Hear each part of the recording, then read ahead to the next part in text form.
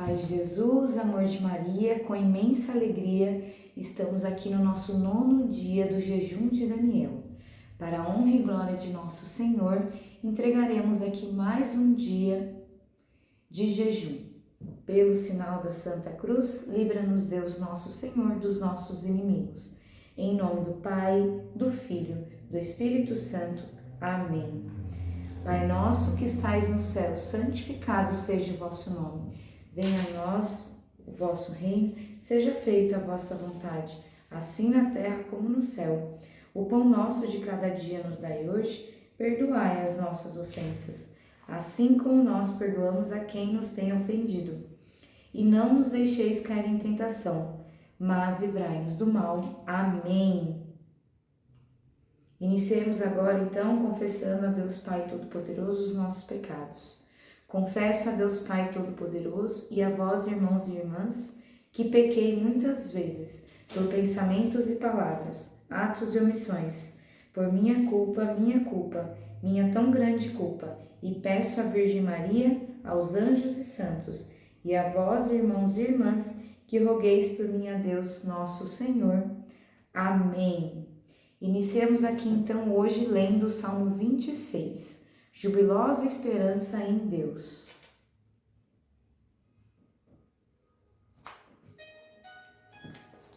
O Senhor é minha luz e minha salvação, a quem temerei? O Senhor é protetor da minha vida, de quem terei medo? Quando os malvados me atacam para me devorar vivo, são eles meus adversários e inimigos, que resvalam e caem. Se todo um exército se acampar contra mim, não temerá meu coração. Se travar contra mim uma batalha, mesmo assim terei confiança.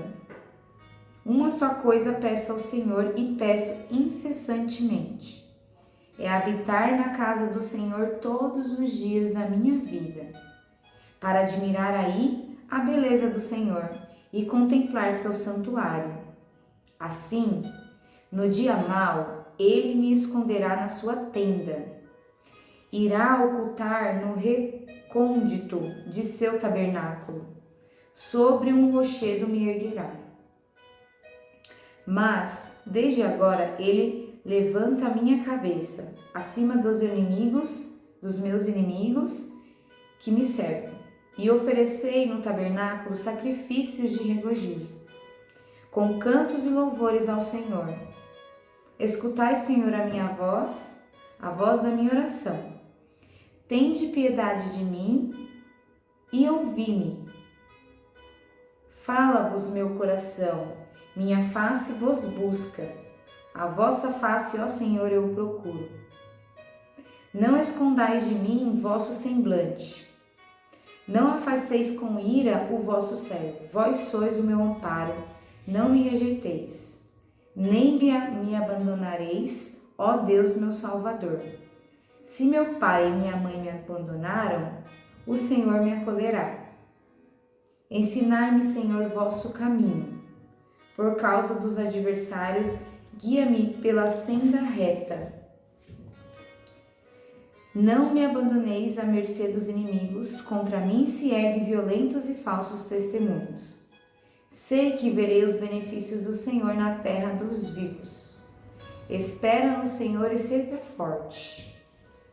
Fortifique-se o teu coração e espera no Senhor. Palavra do Senhor, graças a Deus. Não tem como não se emocionar e não contemplar os salmos e a tamanha grandiosidade deles. Todos os dias, né? Cada salmo um mais lindo que o outro, mas esse salmo começa: o Senhor é minha luz e minha salvação, a quem eu temerei? Né? Ele não nos abandonará, guiará-nos no caminho e contra os inimigos ele nos levantará. Então, a frase que fica: espera no Senhor e seja forte.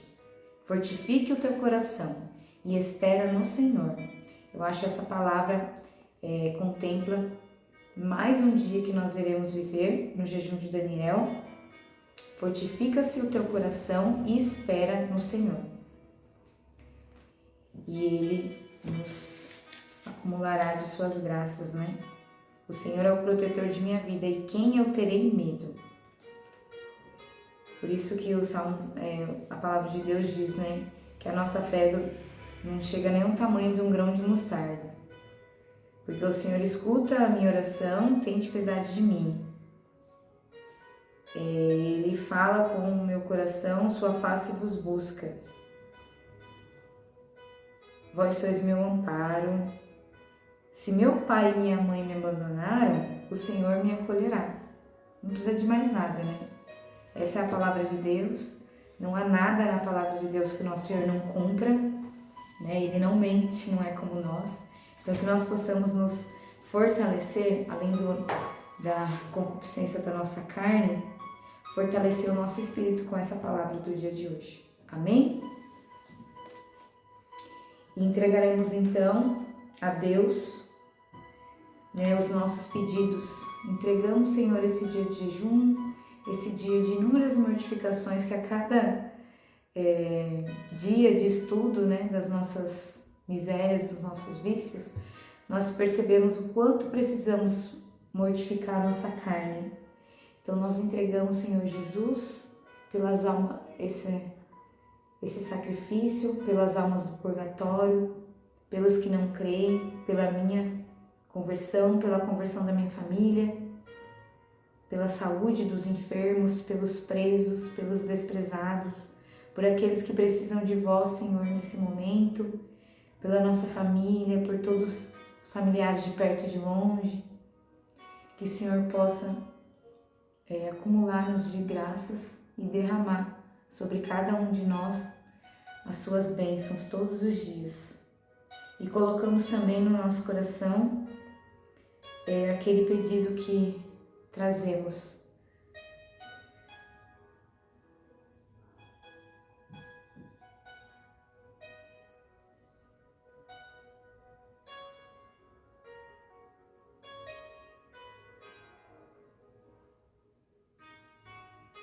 Amém?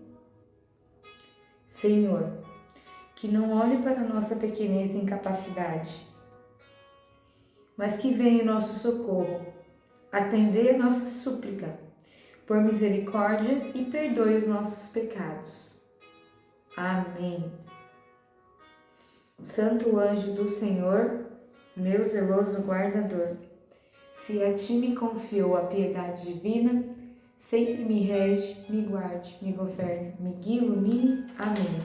Jesus, é por vosso amor, pelo Imaculado Coração de Maria, pela conversão dos pecadores, pelas intenções que trazemos em nosso coração, que vos oferecemos esse dia de jejum. Amém. A cruz sagrada seja minha luz, não seja o dragão meu guia. Retira-te, Satanás, nunca me aconselhe coisas vãs. É mal que tu me oferece, bebe tu mesmo dos teus venenos. Amém. Em nome do Pai, do Filho e do Espírito Santo. Amém. Amém. Entregamos aqui o nosso 9º dia para a honra e glória de nosso Senhor e tudo que iremos viver, tudo que entregamos nas mãos do Senhor e confiamos em suas bênçãos. E aqui, hoje, nós vamos seguir a terceira parte, onde nós vamos trazer uma virtude, vamos aprofundar na virtude da temperança, ou seja, a solução verdadeira para esse anseio de nosso coração em busca do bem-estar. A solução verdadeira, a temperança, a virtude da temperança, é a resposta para o anseio da paz, o anseio do bem-estar, né, que nós estamos buscando. Então, o equilíbrio seria isso, a temperança seria o equilíbrio, viver de forma mais consciente, ter a consciência das coisas. Então, a temperança vem da palavra tempero, ou seja, não pode ser nem muito, nem pouco, não é? O tempero não é assim? Então, é assim que vem a origem dessa palavra. Por exemplo, eu vou pôr ali o tempero, se eu colocar muito, eu vou estragar. Se eu colocar pouco, não vai adiantar.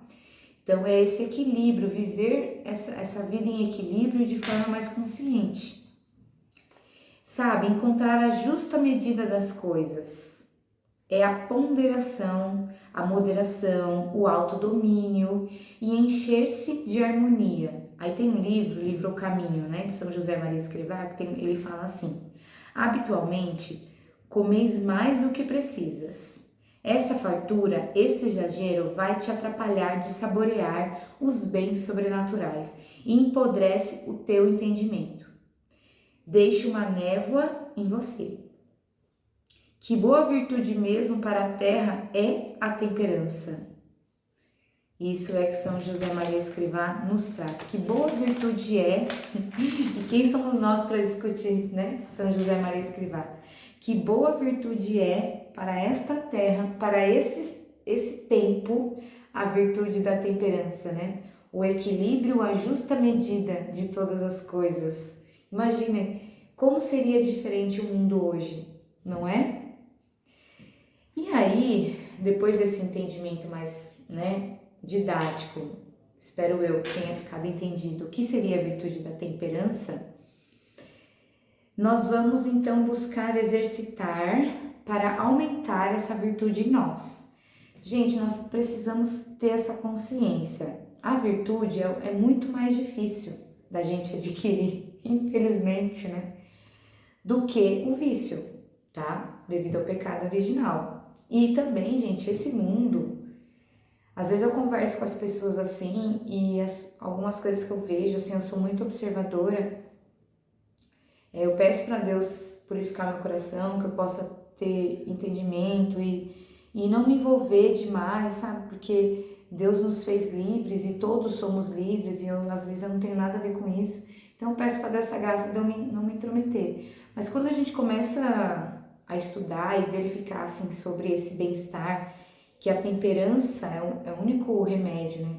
É o único caminho, vai nos trazer, e a gente começa a observar um pouquinho do mundo, assim, realmente nós aqui que estamos buscando somos uma pequena parcela da população, porque as pessoas estão muito perdidas. E eu já estava conversando com uma amiga e cada vez é mais clara aquela passagem: conheceis a verdade vos libertará.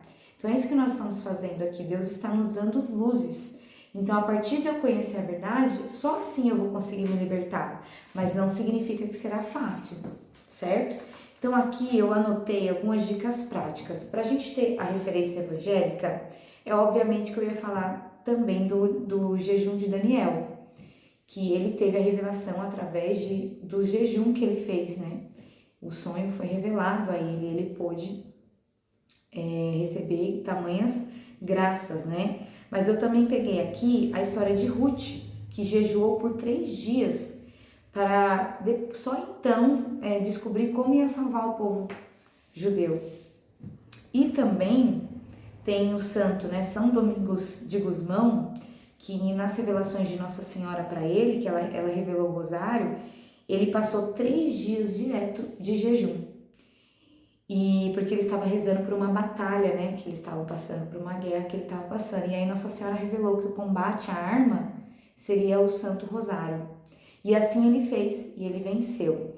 Então, a primeira dica é isso que nós estamos fazendo aqui, tá? É a primeira dica, assim, no topo, é o jejum. E, gente, é óbvio, essa é a mais difícil. Porque a gente vai mortificar os nossos desejos. Por exemplo, aqui, jejum de 3 dias. Eu fiz um jejum de 3 dias, um dia na pandemia. Meu marido fez 7 dias. Gente, assim, não tinha nada espiritual, que a gente ainda não estava buscando o espiritual. Foi em 2019, mais ou menos, 2020. Não, era um jejum intermitente que a gente foi fazendo com a ajuda médica, tá, gente? Até a gente conseguir ficar um prazo maior. No 3º pro 4º dia, meu marido venceu o 3º pro 4º dia, ele ficou muito mais forte. Ele saía para correr e ele não parava. Sono, era assim, não tinha sono. Sabe esse cansaço que a gente fica, sabe? Às vezes no dia, depois do almoço. Ele era muito assim, ó, tava muito animado. No começo eu até fiquei preocupada, nossa, mas você vai correr? Você já tá 5, 6 dias sem comer. Ele fala, nossa, eu tô cada vez mais forte, me sentindo mais forte. Então, é óbvio que é o mais difícil. Nós fizemos com acompanhamento médico e foi um processo, começou com 12 horas, depois 16 horas, depois 20 horas, depois 24 horas, aí depois 2 dias, depois 3 dias, e assim a gente foi progressivamente, com um auxílio médico. Eu não recomendo, tá, que ninguém faça da sua própria cabeça. Nós fizemos com recomendações médicas, mas assim, o colesterol dele, sei lá, tava 300, foi para 180 o colesterol dele, porque tem muitos benefícios e hoje a medicina já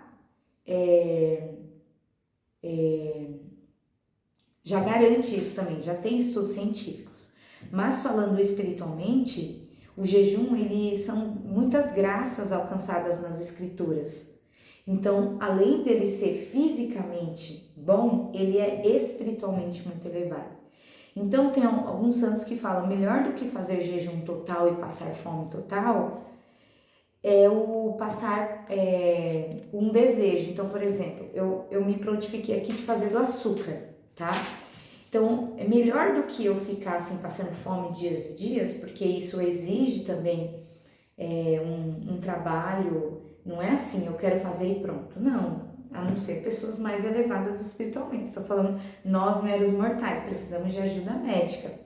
Então, mas sabia que alguns santos falam que mais graças nós damos quando nós fazemos jejum de mortificações dos nossos desejos do que ficar vários dias sem comer?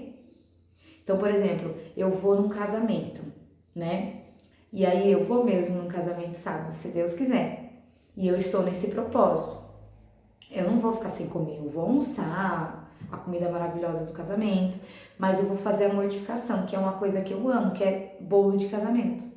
Então, vale muito mais, alguns santos falam que você fazer mortificação da sua carne vale muito mais do que você ficar passando fome, sabe?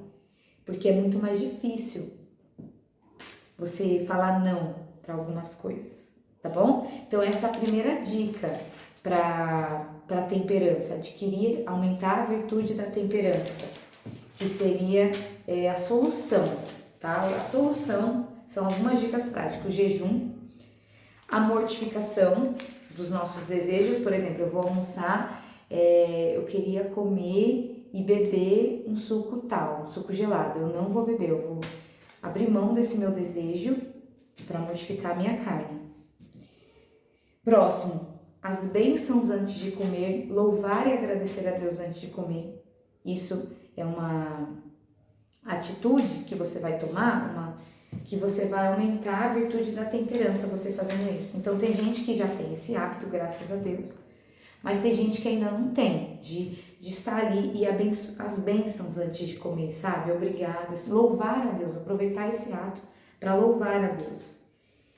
E tem uma frase de São José Maria Escrivá, que ele fala assim: quer comais, quer bebais, quer fazer tudo ou qualquer outra coisa, fazeis tudo para a glória de Deus. Então tudo nós podemos dar glórias a Deus. Outra dica também prática, gente, averiguar as suas vitaminas. Então, por exemplo, eu tenho que ver também, que às vezes eu tô cometendo alguns exageros, porque tá faltando algum nutriente, alguma vitamina para mim. Por exemplo, eu vinha percebendo nos últimos meses a minha dificuldade de voltar para o jejum e também um cansaço. Aí, dito e feito, fui no médico, fiz exame, a vitamina D baixa, o ferritina tava baixa, sabe? Eu já sei. Quando eu percebo assim que eu tô mais molenga para as coisas, eu já sei que tem alguma coisa. Então aí eu já tô suplementando. Então, olha, eu já dei um up na minha energia, só fazendo o básico, indo no médico fazendo um check-up. Então, também isso é uma dica prática, tá? Porque às vezes você fala assim, nossa, mas eu não tô conseguindo, eu tô sempre nessa tibieza, nessa moleza. Verifica como que tá a sua saúde. Próximo, dica prática: tomar cuidado com o ócio. Quando a gente fica assim muito sossegada, é mais fácil. A preguiça provoca a gula também, tá, gente? Uma provoca a outra. Outra dica: Conseguir lidar com sua ansiedade. Então, lembra que eu falei para vocês que eu sempre comi muito porque a minha mente sempre é a milhão? Quando eu fui para o autoconhecimento, para terapia, eu fiz esse trabalho e eu descobri o que eu podia fazer para diminuir essa minha ansiedade sem ser com a comida. Então, para mim, é atividade física, certo? Então, eu consegui lidar com a ansiedade de outra forma. Então, ao invés de eu ficar comendo, eu faço atividade física. Serviu para mim. Então, é um caminho de autoconhecimento que você também pode buscar, tá bom? Outra dica prática, que essa é o que eu quero adquirir, que eu, né, com esses estudos aqui, essas dicas estão todas aqui, tá, gente? Deuses feridos.